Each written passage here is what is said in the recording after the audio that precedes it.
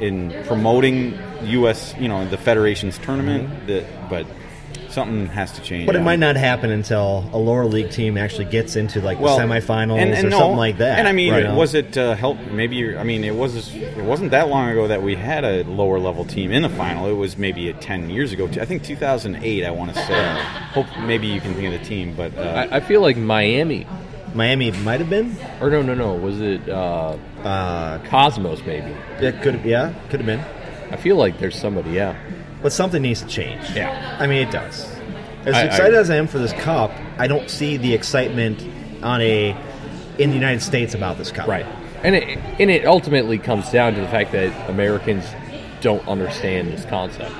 And they don't, but there's ways that you can get people to understand it. Exactly. And then the MLS Connect, and this is just kind of random, but I look at the teams with the most wins as far as MLS teams, and you got Chicago Fire, Seattle, and Sporting Kansas City, each with 4 wins. Now you look at those teams, say in this format, in the 2019 edition of the Open Cup, those were classic teams who really, you felt like they didn't really care. How they did in this tournament. Right. They did not put their top lineups into any of the games. No. Chicago lost early. Well, and to counter that, though, Chicago and KC haven't had the best season. No, they haven't. And KC's been slowly coming on. Chicago, I think, was a little strong in the beginning, but I think their priorities are different. And to your credit, Dave, Miami Fusion they were runners-up in 2000. Okay, way back then. Yeah. But that would have been Miami MLS. In MLS, Okay, we'll come back to it later, but I believe there was in 2008 thereabouts there was a lower level team that I think advanced. There was. But just to end this conversation, guys. We'll be there. We'll be there. We're excited. We're going to do a podcast there. I'm excited to do all the distilleries on my way to and from. So David is he is driving down there, and then on the way back, he's stopping at distilleries in the Smoky Mountains and shit. On the way there, I'm stopping at distilleries. You are? That's why I'm not. I might not. Jack Daniels on the way down. Are you actually going to make it? So, hopefully. Real quick. So you said you were gonna leave on Sunday. I'm leaving on Sunday morning. Yeah. And you're staying overnight somewhere in Kentucky. Yeah. And then on the way from Kentucky to Atlanta, I'm stopping at Jack Daniels. So I won't expect. I'll be flying down on Tuesday. I think you're flying on Monday. Monday. Sorry, I keep getting the days mixed up. Okay, I fly down on Monday. And I'm going to get into Atlanta about, 2:30, 3 o'clock. So I won't necessarily expect to see you about that 7. 7, that works. Okay. And then on the way back, I'm hanging out in Kentucky for a couple days. Yeah. So just to say, all 3 of us are going down there on different routes. David is driving. Dave and I are flying. Of course, Dave is leaving on Monday. I am not, because Monday is my big annual state fair day with the family. Yeah. So I'm flying out Tuesday morning. Speaking of which, my wife, I think, is still going to go with you guys. Oh, she is? Yeah. Well, we'll tell her to text Kelly. Yeah. Let her know. Yeah. If they want to come, it'd be great. Yeah. As long as we're all getting there. We're all going to be there. Different ways, yeah. I mean, I'm using my miles on Delta. You're going on Delta. I'm flying American. I got to do some stop-throughs. I'm using Jeep. You're using your Jeep, yeah. And Sterling, I was going to tell you, if I could take a whole week off, I would be with you on that. Guess what? I did take the whole week off, namely because, of course, you got the travel, the U.S. Open Final, and then the Gophers football home openers that Thursday. Wow. There's a lot going on, but whatever. At TCF Bank Stadium. TCF Bank. Former home of the Loons. Yes. That's a good point. Let's make sure it's the former home of the Loons. That's right. We're not talking. Yeah, I'm not talking about it. I had to mention that as the former home. So we got. I have a busy week coming up. The State Fair and then Atlanta. It's going to be crazy. And then of course Labor Day weekend. So it's a nuts. It's a crazy ending to the summer. So let's get out of soccer talk, guys. Well, actually, let's talk a little more soccer. Yes, La Liga. Because I have to talk about La Liga. Now, La Liga is the Spanish federation of soccer, right? Top league. Yeah. Okay. I saw an article that they were fined $280,000, which is a drop in the bucket for them. Yes. But when you find out what they were doing, their app, just like the MLS app, they have an app. Their app was tracking audio and location of people. And La Liga was trying to figure out if these people were at bars that were illegally watching La Liga matches. which is insane. Which is nuts. I mean, I get it if they're illegally, rebroadcasting. I mean, spying. They were using the app.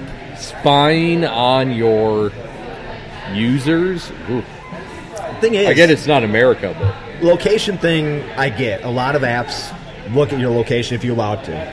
The audio thing is what gets me. Yeah. Because there is no audio on the MLS app. Oh, right, yeah. Okay, so if you accept it, this La Liga app, you are accepting them listening to your audio. It's one of those things where, in this case, the La Liga app would like to use your microphone. You could exactly. I would assume you could technically say decline. But you would hope. You would hope, but I think a lot of people are just like, okay, whatever. And which I assume there would be a lot of people doing that. So La Liga was spying on people in Spain, watching games at bars that had illegally. Yeah, that's insane. It's like Big Brother's watching you. That's nuts, right? That's just not okay. No, and it's we've talked about this on the podcast before about Big Brother and what it gets into, and it's freaking crazy. I've always wanted to be like one of the guys who, that's not a problem, But stories like this, it just makes you think a little bit more. Well, right? Yeah. Just, like you're like thinking like, what else? Who else is watching me? My attitude has always been, okay, am I worried about my phone calls or my texts or emails? Like regardless of what you're talking about, if you're talking about La Liga or national security or whatever, I'm always one of those people. I don't care if people. Well, who cares if they see what I'm texting or who I'm calling? But someday you could get to that point where you do care, exactly, and you don't want it to be open season. So another thing I want to talk about from Europe was a Welsh town is going to install anti-sex toilets. What's going on? What? I just had to point out Chelsea ended up drawing with Leicester. At least it's not a loss. There you go. 1 point on the season. Could be worse. So, boys, a Welsh town will install anti-sex toilets that spray users with water. Say that headline one more time, because I don't think a Welsh town will install anti-sex toilets that spray users with water. That is not where I thought that story was going. Listen to this. Okay. So we got this Welsh town. It's a seaside town called Porthcawl. Okay. Plans to replace its Griffin Park public toilets with models that deter inappropriate sexual activity and vandalism. The toilets will cost them about $200,000. Now listen, this is the big thing right here.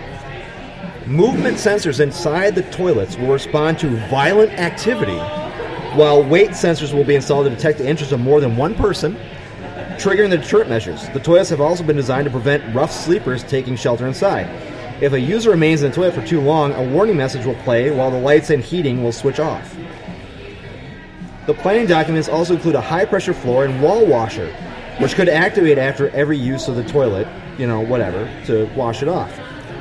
And people have been quoting on this, saying, weight sensors in the floor detect more than one user. What baseline weight are they using? I'm easily the weight of 2 teenagers.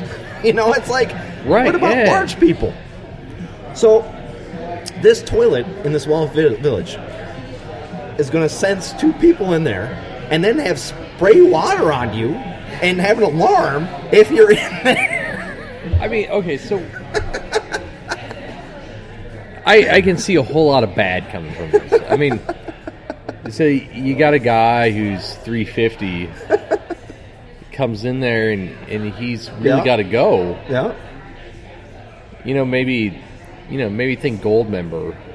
Yeah. And a fat bastard. That's right. Yeah. Okay. So for our EPL, or maybe that's about halfway in between Swansea City and Cardiff City. Okay. And I've been through there. I've never made it down to the town, but I've certainly been on the M4 right through there.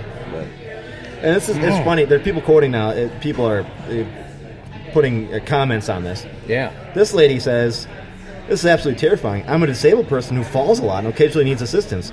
Am I going to need to start looking up whether I'm able to use a public convenience without violent and humiliating consequences because of moral panic?" It's like, well, Tony. Yeah, I guess that's true. I mean, what's considered violent? Well, I'm guessing what it does, it senses if more than 2 people come in by weight, because they have a sensor. Yeah. And then if you're like moving around in there, I think it senses that and it just sprays water at you. I mean, this podcast. I want to see this. I want to see what it looks like. This podcast episode could go down on road that doesn't need to be gone down. But I know. But I'm telling you, that's insane. my deal is this: it's like if you have problems with people doing that, there's other ways to go about it. So if someone was standing on the toilet, but then the other person was standing on the floor, would it pick it up? No, I think it senses when you walk in. So the key would be getting the first person in without actually touching the floor too much. Yeah, I think so. It does seem like a bit of an overreaction. Oh, yeah, and it does. The money that they're going to have to put $200,000. $200,000. Is that pounds or dollars? $200,000 in U.S. dollars. Okay. But still. And what I'm saying is there's other ways around it. Like, I remember back at First Ave, they don't have doors on the stalls. Right, yeah. Because they don't want people doing shit in the stalls. Yeah. Okay, that's really a bad... I mean, Johnny had a bad situation there, of course. We talked about this before. But, again, that's a way to deter things from that happening. Right, yeah. I don't think spraying water at people and setting alarms off is the best way to go about it. So, does the water come from the toilet bowl? No, I think they've got jets on the sides of the thing. Because that would be disgusting. That would be disgusting. Yes. The water might just encourage people. I don't know. I don't know. Without getting There's a certain subject of people that might encourage. There might be a kink there. That's the people I'm worried about. Now, the warning alarms, I don't see, and that wouldn't encourage anybody. But I mean, I don't know. Maybe there's a. If you're looking to add a little excitement, I mean, water can't a hurt couple necessarily. that's slightly exhibitionist. That Exactly. The alarms might be a kink. Exactly right. I think bottom line, it won't end well if they. I doubt it It's will not end going to end well. Yeah. For I don't whatever think reason. I don't think it's going to happen. I just don't. I think they thought they could do it, and there's so much backlash now that there's no way they can possibly do it. But I had to bring it up because it's one of those stories that you just can't you can't read a story like that and be like, I can't not talk about this because this is just foolish. Right. It's the world we live in, guys. So maybe we should move on to another foolish story. Yes. Or the final thing, idea. The final thing I want to talk about, I actually watched a documentary on flat earthers. Which is shocking that there's even documentary at all. On Netflix, there's a documentary. I did watch that documentary. You did? Months ago, I think. A couple months ago So, at least. my thing with flat earthers, and we actually talked about flat earthers after the podcast, our last podcast, after we were off the air. We talked a little bit about flat earthers. That's why I want to bring it up. Because there's some foolish things that I think that don't really jive with science and stuff.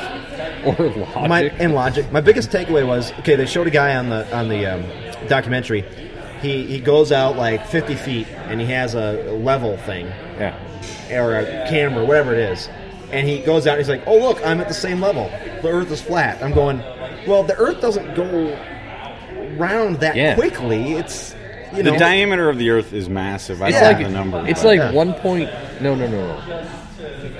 Yeah, I think it's 1.3 miles. Yeah. It'll drop like a foot or something like that. And actually, without getting too technical, there are reasons, and this is probably the kind of things they jump at. But there's reasons when you look off, even if you're looking over an ocean or somewhere where you'd have an incredibly flat space to look at. Yes. There's reasons that maybe you might see a city landscape, from a long distance. You might see a city skyline. Yes. Whether you're talking about Chicago or Seattle or somewhere you might have that opportunity. But there are reasons that explain why you can see the city landscape as far away as you can. And they probably don't like hearing things, but because it essentially is an optical illusion. But you're talking about reflection and refraction off the atmosphere essentially. There's certain things. It's the same kind of principle behind a mirage. Yeah. When you see something on a asphalt surface, or the desert. There's reasons to explain it, but I mean, for those people, have they ever been in an airplane at 35,000 feet? Because at that point, you can start seeing the curvature. And I don't know what. And then I guess their defense would be, well, that's an optical illusion or something like that. Well, they would use the same defense that I'm using. Yeah. Having lived in Colorado, you go up 13,000 feet. Yeah. You can see the curvature of the Earth. Yeah. It's not that difficult. The point was the guy using this 50-foot thing as the reason why I'm like, this is just dumb. Oh, and they did other experiments. They did other things too, yes. And they didn't really work out that And well. the other thing that I found from this documentary was the explanation